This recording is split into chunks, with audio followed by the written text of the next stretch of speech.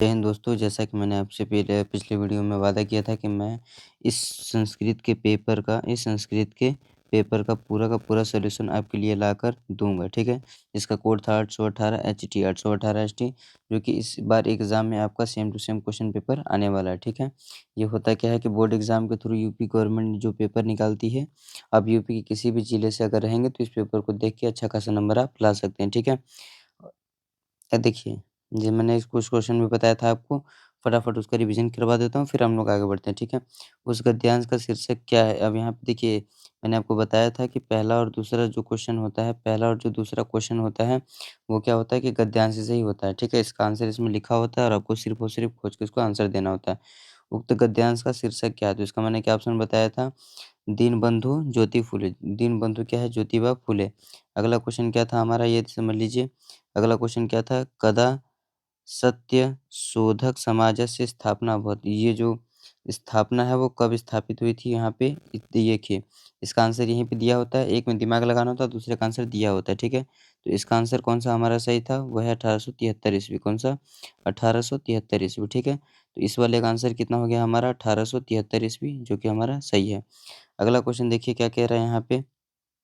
Question number तीसरा, शिवोहम इति क उक्तवान। शिवोहम के बारे में किसने लिखा था? वो है आचार्य शंकर। कौन लिखे थे? आचार्य शंकर, ठीक है।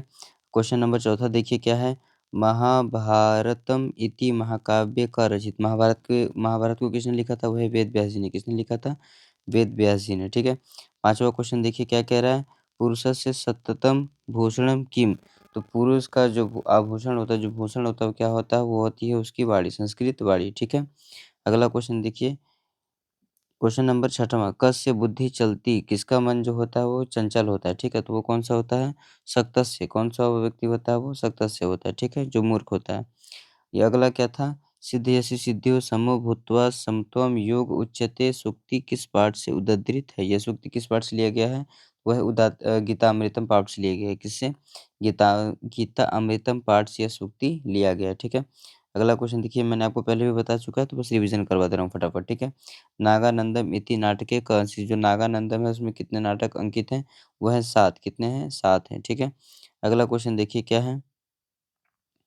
भोज प्रबंध से लेखक का भोज प्रबंध से लेखक का इसका मैंने आपको क्या आंसर बताया था? बलला सेन। क्या है? बलला सेन, ठीक है। अगला क्वेश्चन देखिए सातवाहन कः आसीत्। सातवाहन के बारे में किसने लिखा था? निरिप। सातवाहन कौन थे? सातवाहन कौन थे? एक राजा थे। क्या थे? राजा, राजा। जिसको हम लोग संस्कृत में क्या बोलते हैं? निरीप बोलते हैं। क्या बोलते हैं? निरीप, ठीक है। तो इसका आंसर कौन-सा हो गया? निरूपा यानी कि राजा, ये करेक्ट आंसर है, ठीक है। क्वेश्चन नंबर 11वाँ देखिए क्या है? एच प्रत्याहारों के वर्ण है, तो 14 महसूर सूत्र होते हैं। अयु, ऋलिक, एवं, एवच, हैरवट, लड़, यम, मंगलम, झभई, गर्दश, जब गर्दश, खप, छटा, छठतौ, कपय, ससौर, हर, ये 14 होते हैं, ठीक है। जिसमें से बोल रहा है ए च प्रत्याहारों के वर्ण है, तो ये कौन से हैं? ए है, ओ है, ए है और ओच है, ठीक है। ये हैवरट, ल मतलब एयोंग और एवच से आया है, ठीक है। ये एच का मतलब क्या है? एयोंग और एवच, ठीक है। अब आगे का क्वेश्चन देखिए, क्वेश्चन नंबर 12 क्या था?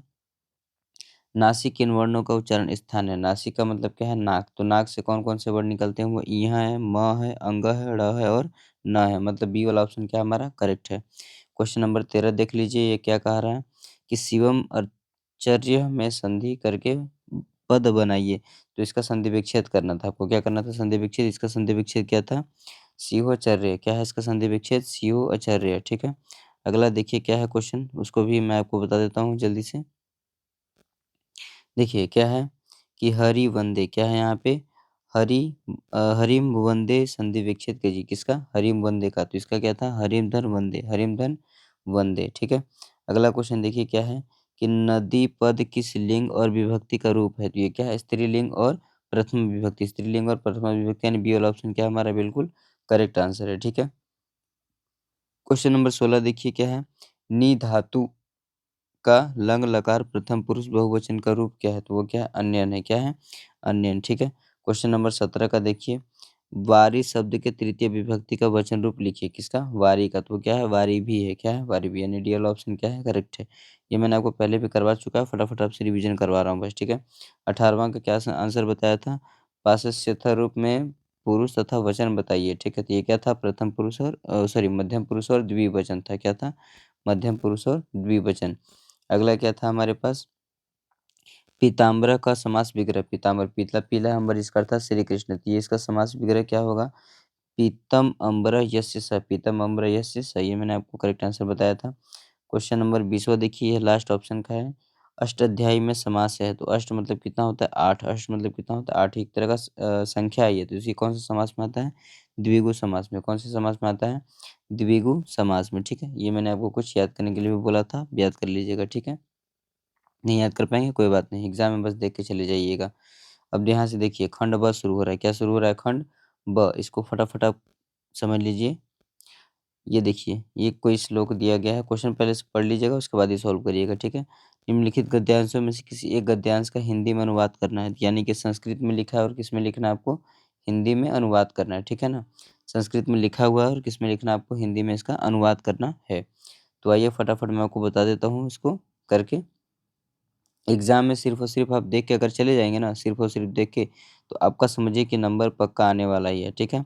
आपका 70 में से 68 तो आ ही जाएगा, 70 में से कितना नंबर? 68 तो आपका आ ही जाएगा, ठीक है ना? देखिए, यहाँ पे क्या कहा जा रहा है?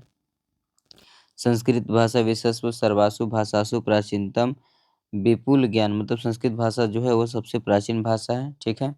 विज्ञान संपन्ना सरला सुमधुरा, ये विज्ञान में क्या है? एकदम निपुण है। इसमें क्या है? इसकी भाषा जो है वो सरल भी है, मधुर भी है, ठीक है? आगे क्या है? हृदय चेती सर्वोपि प्राच्यस पाश्चात्यस अत्य द्वीपे। इसको फिर से पढ़ते हैं हम लोग, ठीक है? यहाँ पे क्या लिखा है?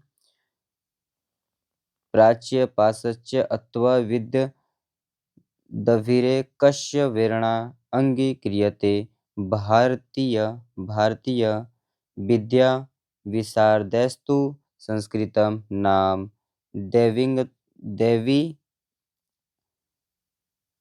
देवी अगण्यख्याता महर्षिभिः इति संस्कृत भाषा ही गिर्वाण वाणिति नाम्नः।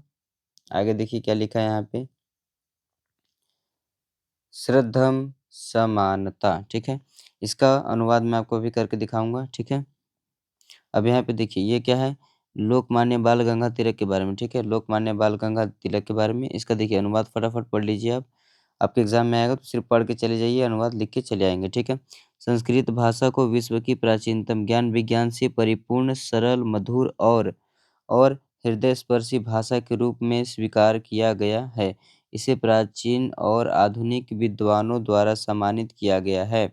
भारतीय आचार्यों के अनुसार यह दैवी भाषा है और इसे महर्षियों द्वारा देवों की भाषा के रूप में भी मान्यता दी गई है, ठीक है? इतना आपको समझ में आ गया होगा, ये सिर्फ़ और सिर्फ़ आप पढ़ के चले जाइए, एग्ज़ाम में आता ही आता है, ठीक है? संस्कृत भाषा का महत्व। आगे देखिए अगला अनुवाद क्या था? लोक बाल गंगाधर तिलक के बारे में, ठीक है? यहाँ पे क्या लिखा है? लोकमान्य बाल गंगाधर तिलक भारतीय स्वतंत्रता संग्राम के प्रमुख सेनानियों में से एक थे। उनका वास्तविक नाम बाल गंगाधर तिलक था, जिनमें बाल उनका व्यक्तिगत नाम था, ठीक है? बाल उनका क्या था? नाम था। गंगाधर उनके पिताजी का नाम था और तिलक उनका उपनाम था। क्या था? उपनाम। हालाँकि वे लोकमान्य यानी कि जनता द्वारा सम्मानित की उपाधि से विशेष रूप से प्रसिद्ध हुए थे। ठीक है ना? तो इतना आपको याद हो गया होगा। ये सिर्फ़ और सिर्फ़ आपको क्या करना है, देख के चले जाना है। ठीक है? आगे का क्वेश्चन देखिए मैं बता देता हूँ, इसमें क्या करना था आपको, निम्नलिखित पाठ्यों में से किसी एक पाठ का सारांश हिंदी में लिखिए। तो इसका नीचे मैंने आपको दिया गया है, अभी दिखा दूँगा कुछ देर में, ठीक है? पहला क्या है, लोकमान्य तिलक, गुरु नानक देव और दीनबंधु ज्योतिबा फुले, ठीक है? अब देखिए, उसके पहले एक क्वेश्चन कर लेते हैं, फिर इसका आंसर भी आपको बता दूँगा, ठीक है? निम्नलिखित श्लोकों में से किसी एक श्लोक का हिंदी में व्याख्या कीजिए। जैसे पहला देखिए, इसका श्लोक का क्या है व्याख्या? इस श्लोक में श्री कृष्ण अर्जुन को ज्ञान देते हैं कि ज्ञान केवल बुद्धिमत्ता से नहीं, बल्कि श्रद्धा, समर्पण और आत्म संयम से प्राप्त होता है। जब व्यक्ति सच्चे ज्ञान को प्राप्त कर लेता है ना, तो वह जीवन में शांति, स्थिरता और मोक्ष के मार्ग की ओर आगे बढ़ता है, ठीक है? इस श्लोक का मतलब ये है। अगले श्लोक का मतलब देखिए क्या है? अभिवादन अभिवादन शीलस्य, ठीक है? इस वाले में देखिए व्याख्या क्या करना है? इस श्लोक में यह बताया गया है कि जो व्यक्ति बड़ों का आदर करता है और उनका सम्मानपूर्वक सेवा करता है, उसकी 4 चीज़ें बढ़ती हैं। कौन क्या-क्या बढ़ता है? आयु, विद्या, यश और बल, ठीक है? तो अगर कोई इंसान क्या है, किसी बड़ों का अपना सम्मान करता है, तो उसकी 4 चीज़ें बढ़ती हैं, आयु, विद्या, यश और बल, ठीक है? आगे देखिए क्या है क्वेश्चन? अगला क्वेश्चन निम्नलिखित सूक्तियों में से किसी एक की हिंदी में व्याख्या कीजिए, ठीक है? अब देखिए कोई एक सूक्ति दिया गया है, मूढ़ः पाषाण खंडेषु रत्नसंज्ञा विधीयते। इसका हिंदी में अनुवाद करना है आपको। अज्ञानी जो लोग होते हैं, साधारण पत्थरों को भी बहुमूल्य रत्न मान लेते हैं। यानी कि जो मूर्ख लोग होते हैं ना, वो पत्थरों को क्या करते हैं? रत्न की संज्ञा देते हैं। जो मूर्ख लोग होते हैं, वो पत्थर को ही क्या मानते हैं? रत्न मानते हैं। यह सूक्ति हमें विवेक और सच्ची मूल्यवान चीज़ों की पहचान करने की सीख देती है। तो रत्न कितने हैं? 3 ही हैं। कौन-कौन से हैं? जल है, अन्नम है और सुभाषितम। जल, अन्नम और सुभाषितम यानी कि जल है, अन्न है और क्या है? अच्छी वाणी है, ठीक है? अगला क्वेश्चन देखिए क्या है?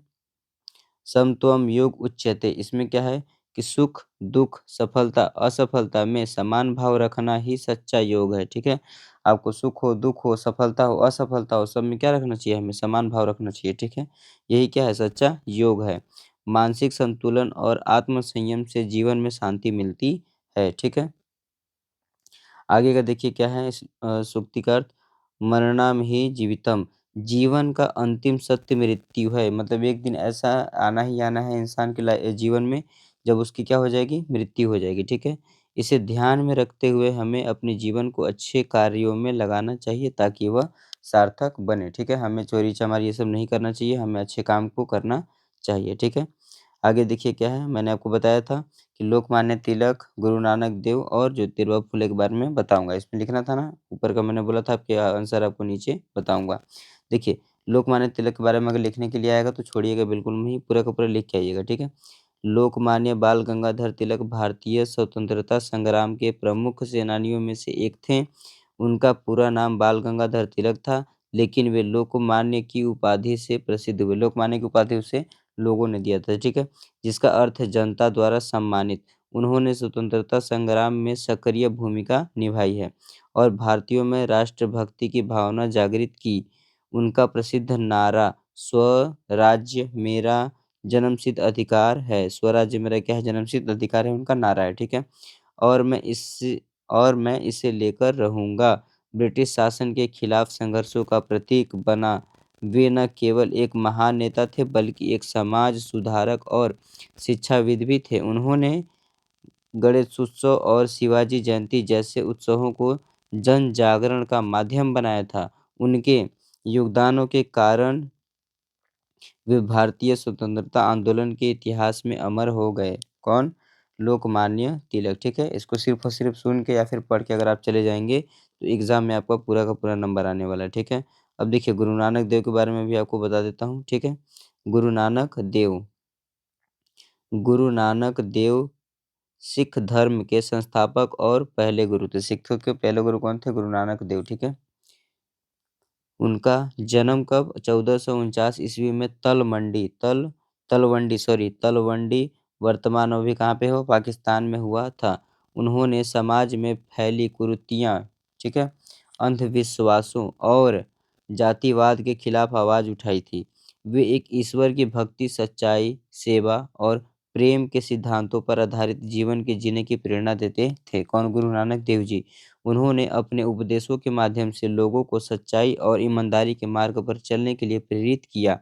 उनकी शिक्षाएँ नाम जपो, किरत करो, वंड छको यानी कि भगवान का नाम जपो, ईमानदारी से मेहनत करो और दूसरों के साथ बाँटो के सिद्धांत पर आधारित थी। उनका संदेश पूरी मानवता के लिए था और आज भी लोग उनकी शिक्षाओं को मानते हैं। ठीक है?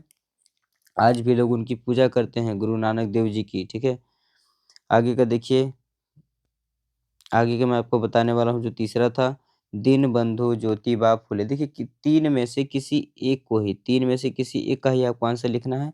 तो 3 में से आप तीनों को बस सुन लीजिए और चले जाइए एग्ज़ाम में। आप बहुत ही अच्छे से लिख पाएँगे, ठीक है? और आपका नंबर जो है पूरा का पूरा आने वाला है। देखिए, मैं आपको सिर्फ़ पेपर नहीं दिखा रहा हूँ, बल्कि उसका सॉल्यूशन भी आपको दे दे रहा हूँ और कहीं भी यूट्यूब पर इस तरह का वीडियो आपको मिलेगा नहीं, ठीक है?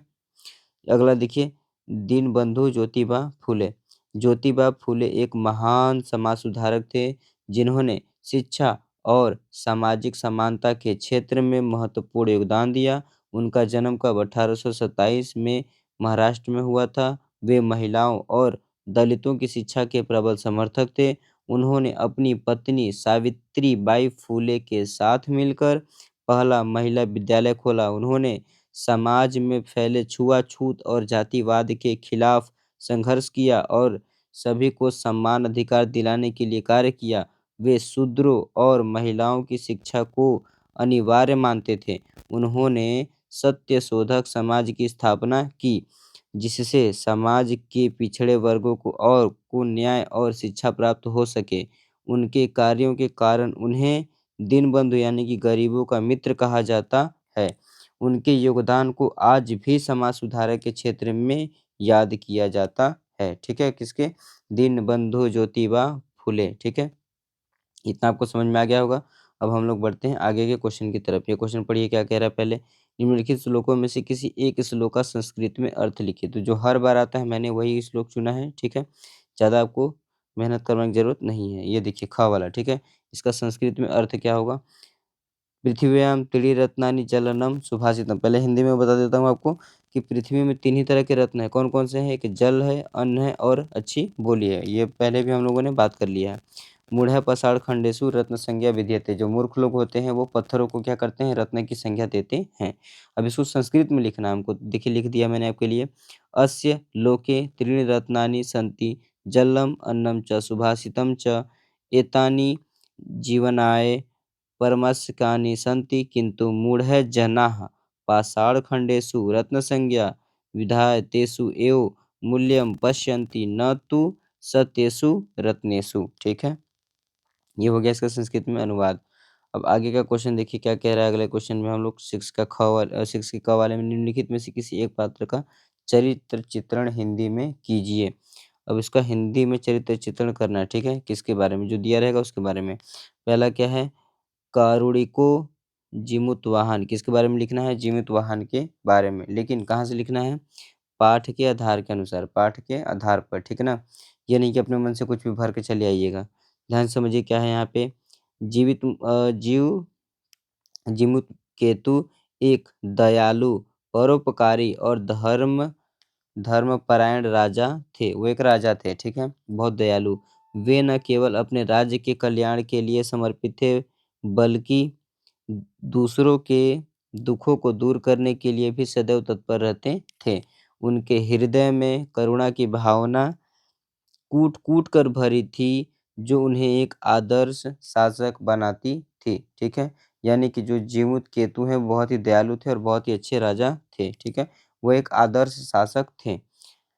वे न्यायप्रिय और निस्वार्थ व्यक्ति थे। उनके अंदर कोई लोभ लालच नहीं था, जो अपने प्रजा की भलाई को सर्वोच्च स्थान देते थे। उन्होंने अपने सुख-सुविधाओं की चिंता किए बिना दूसरों की सहायता की और अपने जीवन को जन कल्याण में समर्पित किया। ठीक है? वो लोगों के लिए बहुत ही अच्छा-अच्छा काम किया करते थे।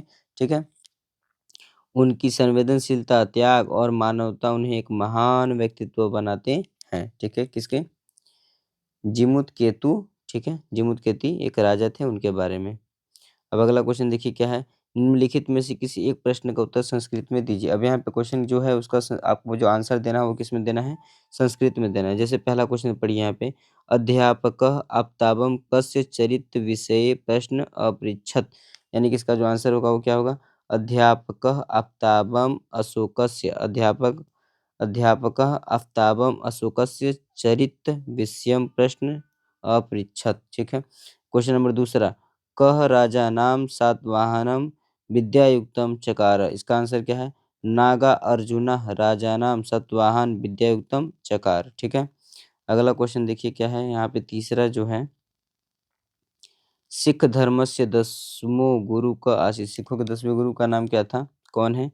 सिख धर्मस्य 10वाँ गुरु गुरु गोविंद सिंह आसीत्। कौन थे? गुरु गोविंद सिंह इसका आंसर हो गया, ठीक है? अब देखिए क्वेश्चन नंबर 7वां हम लोग देख लेते हैं। निम्नलिखित रेखांकित पदों में से किसी एक में नियम निर्देश पूर्वक विभक्ति का नाम लिखिए, विभक्ति का नाम लिखिए। यहाँ पे आपको विभक्ति तो बताऊँगा ही, लेकिन कभी-कभी क्या होता है कारक भी पूछ लेता है, तो मैंने आपके लिए कारक भी लेके आ गया है, ठीक है? एक भी छोड़ के नहीं आना, आपको याद रहे ये बात, एक भी छोड़ना नहीं है, पूरा का पूरा क्वेश्चन करना है, ठीक है?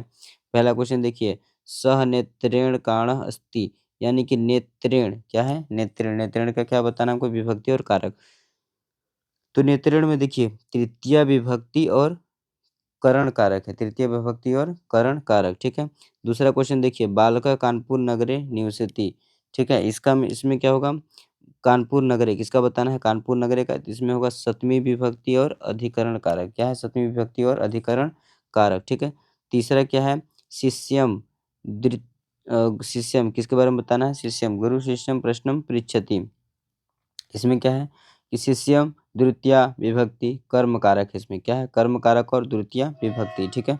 आगे का क्वेश्चन में क्या हमसे बोला, निम्नलिखित में से किन्हीं दो पदों में प्रत्यय लिखिए। प्रत्यय क्या होता है? प्रत्यय क्या होता है? जो कि बाद में लिखा जाता है, उपसर्ग को पहले लिखा जाता है और प्रत्यय को बाद में लिखा जाता है, ठीक है? तो देखिए मैं आपको ये भी बता देता हूँ, जैसे ये देखिए पहला क्या है? चटका, क्या है? चटका, तो इसके में प्रत्यय क्या होगा? क होगा। अगला क्या है? श्रुतवान, क्या है? श्रुतवान, तो इसमें क्या हो गया? प्रत्यय वान हो गया। अगला क्या है? गत्वा, तो इसमें क्या प्रत्यय हो गया? त्वा, क्या हो गया? प्रत्यय त्वा। जो बाद में लग रहा है वो देखते जाइए बस, ठीक है? गत्वा का हो गया। अगला देखिए हसी तुम, क्या है? हसी तुम, तो इसका आंसर क्या हो गया? तुम हो गया। क्या हो गया? तुम, ठीक है? ये आपको समझ में आ गया होगा बहुत अच्छे से। आगे का क्वेश्चन देखिए, निम्नलिखित में से किसी एक वाक्य वाच्य परिवर्तन कीजिए। क्या है? वाच्य में परिवर्तन करना है। यहाँ पे कुछ दिया गया है, उसको वाच्य बदलना है, ठीक है? जैसे बालकः गृहं गतवान, कर्मवाच्य में, तो कर्मवाच्य का इसका क्या हो जाएगा? गृहं बालकेन गत्तम। अगला क्या है? बालकः चंद्र पश्यति, कर्मवाच्य में इसको बदलना है, तो क्या हो जाएगा? चंद्र बालकेन दृश्यते, चंद्र बालकेन दृश्यते। अगला क्या है? ग वाला, स हसति, भाववाच्य में, इसमें क्या हो जाएगा? हस्यते, क्या हो जाएगा? हस्यते। ये आपको आ गया होगा। अगला क्वेश्चन देखिए क्या है, यहाँ पे क्वेश्चन आंसर आ गया है। निम्नलिखित प्रश्नों में से किसी 3 वाक्यों का संस्कृत में अनुवाद करना है। किसमें? संस्कृत में। अनुवाद तो करना है, लेकिन किसमें करना है? संस्कृत में। जैसे पहला वाला देखिए, सीता गीत गाएगी, सीता गीत गाएगी, तो इसका संस्कृत में क्या हो गया? सीता गीतम गास्यति, क्या है? सीता सीता गीतम गास्यति, ठीक है? अगला क्या है? राम गाँव में रहता है, तो इसका आंसर क्या हो जाएगा? रामः ग्रामे वसति, रामः ग्रामे वसति, ठीक है? आगे का क्वेश्चन देखिए क्या यहाँ पे कह रहा है? छात्र अध्यापक से संस्कृत पढ़ते हैं, तो इसका क्या हो जाएगा? छात्र अध्यापकात् संस्कृतम पठयन्ति। अगला क्वेश्चन क्या है हमारे पास? चौथा, बालक चटाई पर बैठता है, इसके बालकः शयनपट्टिका उपविश्यति, क्या हो जाएगा? उपविश्यति। अगला क्वेश्चन क्या है? तुम सबको पुस्तक पढ़नी चाहिए, इसका करेक्ट आंसर क्या होगा? यूयं सर्वे पुस्तकम पठितुम अर्हत, क्या था? अर्हत, ठीक है? आगे का क्वेश्चन देखिए, क्वेश्चन नंबर 10वां, क्वेश्चन नंबर 10वां क्या कह रहा है? निम्नलिखित में से किसी एक विषय पर संस्कृत में 8 वाक्यों में निबंध लिखिए, ठीक है? किसी एक विषय पर, तो मैंने विद्या पे लिख दिया है, मैंने विद्या पे लिखा है, और किसी पे चाहिए तो बताइएगा। विद्या देखिए, विद्या पे पहला लाइन क्या है? विद्या मनुष्यस्य उत्तम धनम अस्ति, ठीक है? विद्या क्या है? मनुष्य के जीवन में सबसे उत्तम धन है, ठीक है? सबसे पहला, विद्या धनम सर्वहरणम शक्नुवन्ति, किंतु विद्याहरणम कः अपि न शक्नोति, ठीक है? विद्या एक ऐसा धन है जिसको छीना नहीं जा सकता है, ठीक है? ये बाँटने से क्या होता है और बढ़ता है। तीसरा देखिए क्या है इसमें पॉइंट, विद्या मनुष्यम सर्वमार्गे गम्यति। अगला क्वेश्चन क्या है? विद्या विहीन पशु इव भवति, जिसके पास विद्या नहीं है वो एक पशु यानी कि जानवर के समान है, ठीक है? पाँचवा देखिए, विद्या केवलम पुस्तकेषु न वर्तते अपितु आचरणे अपि आवश्यकतम अस्ति। सिर्फ विद्या ही नहीं, आपके अंदर अच्छे आचरण भी होने चाहिए, ठीक है? सिर्फ विद्या से कुछ नहीं होता, आपके अंदर अच्छे आचरण भी होने चाहिए, ठीक है? अब आगे का देखिए क्वेश्चन कह रहा हूँ, छठवां पॉइंट क्या है? विद्या मनुष्य सम्मानम लभ्यते। सातवां क्या है? विद्या एवं ज्ञानस्य दीपः अस्ति। आठवां क्या है? अत्र सर्वे जना विद्यां प्राप्तुम प्रयत्नं कुर्वन्त। सभी लोगों को विद्या को प्राप्त करने की कोशिश करनी चाहिए, विद्या को प्राप्त करना ही चाहिए, ठीक है? लास्ट क्वेश्चन है हमारे पास क्वेश्चन नंबर 11 निम्नलिखित पदों में से किन्हीं 2 पदों का संस्कृत में वाक्य प्रयोग कीजिए। पहला देखिए कि लिखा है वयम्, तो वयम् विद्यालय गच्छामि यानी कि हम विद्यालय जाते हैं। अगला मैंने लिख दिया है उद्यान है, उद्यान का मतलब क्या होता है पार्क, ठीक है। तो यहाँ पे क्या है उद्यान के बारे में बालका उद्यान है क्रीडयन्ति यानी कि बालक उद्यान में खेलते हैं। आई होप आपको इतना कुछ समझ में आया होगा। मैं आपसे आशा करता हूँ कि आपका 70 में 70 आना ही आना चाहिए। मान लीजिए 1-2 नंबर कटता भी है तो 68 में 70 लाना ही लाना है आपको। पेपर सेम टू सेम आने वाला है, तो एकदम निफ़िक्र होकर पेपर दीजिए, एकदम बिंदास, ठीक है। डरना बिल्कुल नहीं है, एकदम बिंदास पेपर दीजिए, ठीक। किसी बात का कोई टेंशन नहीं है। ये आपको सिर्फ़ पास हो जाना है, इसमें क्या होता है कि आपके जो परसेंटेज इसमें क्या होता है आपका परसेंटेज उठाने वाला ये सब्जेक्ट है, ठीक है ना? इसमें दिमाग लगाने की ज़रूरत नहीं है, बस रट के चले जाइए, आपका एग्ज़ाम में नंबर अच्छा आएगा, ठीक है? थैंक यू, जय हिंद।